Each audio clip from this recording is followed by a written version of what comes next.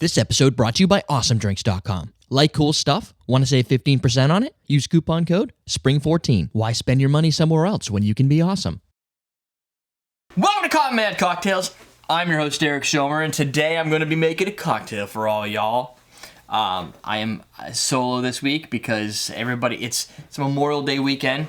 That means the weekend of Memorial Day here in the U.S., celebrating war veterans and whatnot.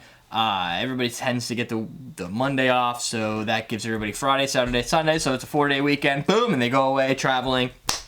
Ian's in Maine. I'm right here, and we're going to make a cocktail because I don't stop for no holiday.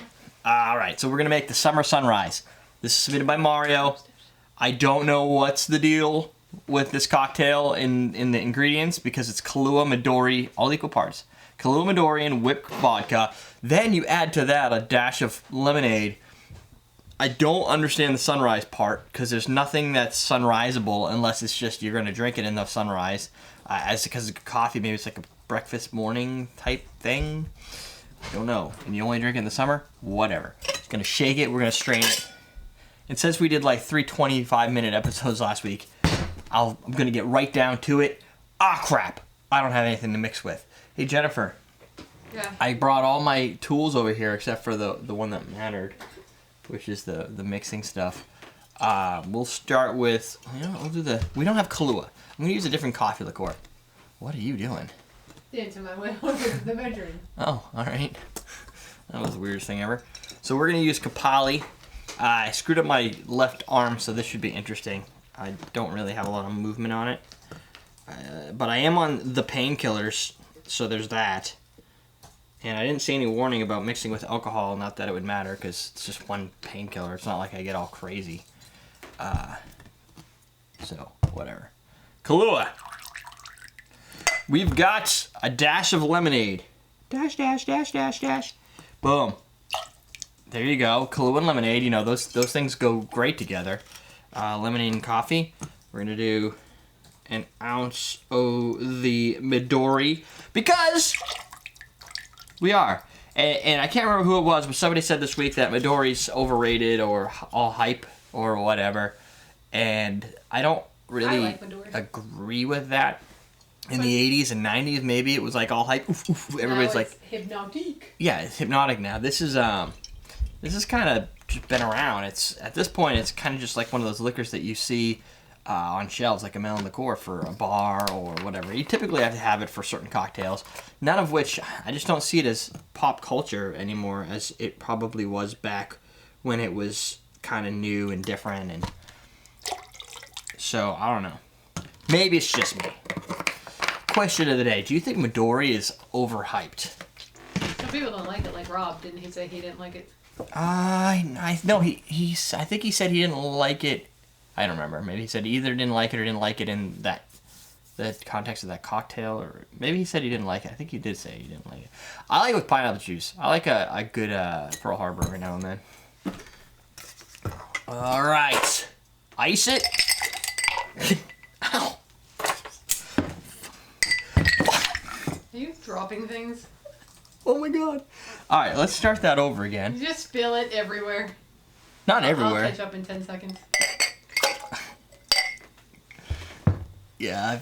Oh! Yeah, I just saw it. Nice. All right. And that's what you would have yelled and screamed at Doug for. That hurt. All right, our dash of this, an ounce of this.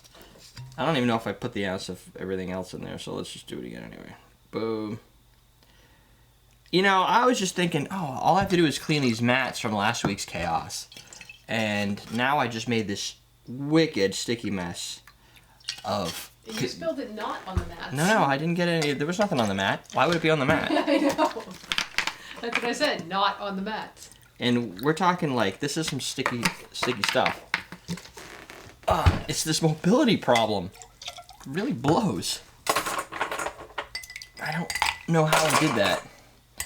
But I think that's a first, right? I'm always looking for a new first. And I'm fairly certain that's the first time I dump the contents of a cocktail. Spilling on mixing or pouring, that's one thing, but that's everything right there. All right, this should be interesting. All right, here we go.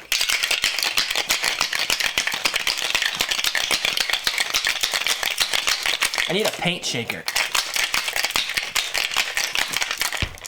That's Yeah, gonna you be, can't shake. huh? Oh yeah, you can't shake. No. Strainer. No, like that is serious message because I am sticky just from picking up the glass. Like syrupy, sticky, syrupy, sticky. Luckily, I have a long weekend. Like syrup and stick. So there you go. It's Kind of ugly. yeah, it's pretty nasty looking.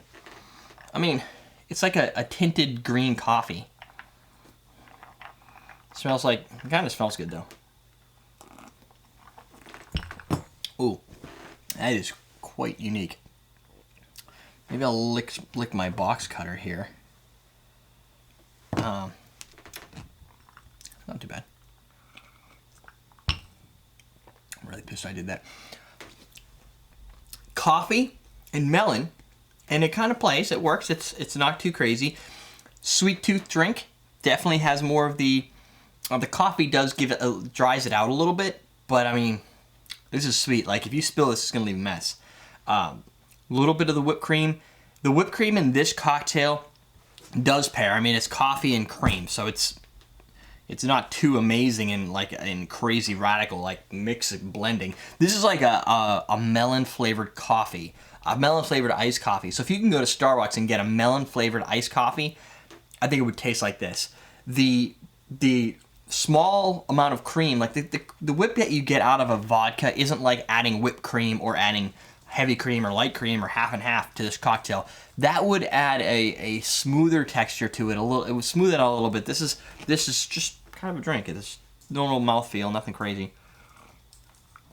But it also would leave a cream coating on your mouth, which would dull some of the flavor and some of the impact. And I think that would probably pull away from the Midori. So could you use a cream? You could try it at home and figure out what makes more sense for you, especially if you can't get whipped vodka. Maybe a little bit of cream and a little bit of vodka. So it's kind of plays off of a Midori Black Russian type of a drink. And honestly, it's not that bad. I don't know exactly what the lemonade's bringing. Maybe a little bit of acidity to it, a little sweet sour action, but overall it's very coffee focused. Very coffee and melon. And then you have the underlying cream texture from the whip. But I think, Jennifer, you'll be fine with this. I don't think it does seem like when you read this is one of those drinks where you read it and you're like, yeah, pass. I don't pass because I gotta make cocktails for the people, like Marky Mark in the Funky Bunch style. Cocktails for the people. You want another question of the day? Question of the day, right here. What are your core brands/spirits in your home bar? Yeah, you got a home bar. What are your core spirit brands? Not coffee, liqueur, vodka. We all know that. What are your selection of brands? Brands would probably like to know that too. So there's that. Obviously, I'm kind of an exception, but I'm guessing most people stick to specific things. Especially sometimes you get the fans that come in, fans of a brand, and like, oh, I would use Captain Morgan's in this because that blows, or I would use this, or I would use, I don't know what. I'm really out of. There's a Raku up there for coffee liqueurs, but most people probably say Kahlua. So, do you, as an addendum to that, do you go out and seek some of the different brands, or are you just more of I want the brands that I've heard of and that I trust, or do you try and branch out a little bit or mix and match? I would, if it were me, learning what I've learned, I probably would go with a lot different brands I may not have heard of until I find that one that really stands out, and then I would just buy that one over and over. Like Crucian. Like Crucian, yeah. I would be, yeah. I should just make a video at some point. Coconut rum all the time. Yeah, I should just make a video at some point, like, here are the brands I'd standardize on, or the common man cocktail brands. Even though we try and mix it up, there are things like the senior curacao we like to use, and there are brands that we would, if we're going to make a serious cocktail where we need all of the ingredients to be like the way, like, we know how they taste when we're building a cocktail that we're going to show off to people, there would be specific brands I would probably use.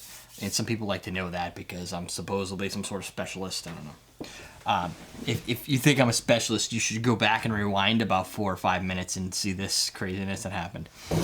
That's it. I'm going to go get a napkin, wash my hands, finish that drink. We're done. That's it. EverydayDrinkers.com. Awesome drinks if you like the, what is this called? This is the double old fashioned. Yes, that's that class. And of course, we still have these in stock. Nobody's actually purchased them yet. That is the CNC cocktail shaker. I'll link it below if you want to see it. Laser engraved, so it's not going to wash off. We're done. We're teaching you how to drink.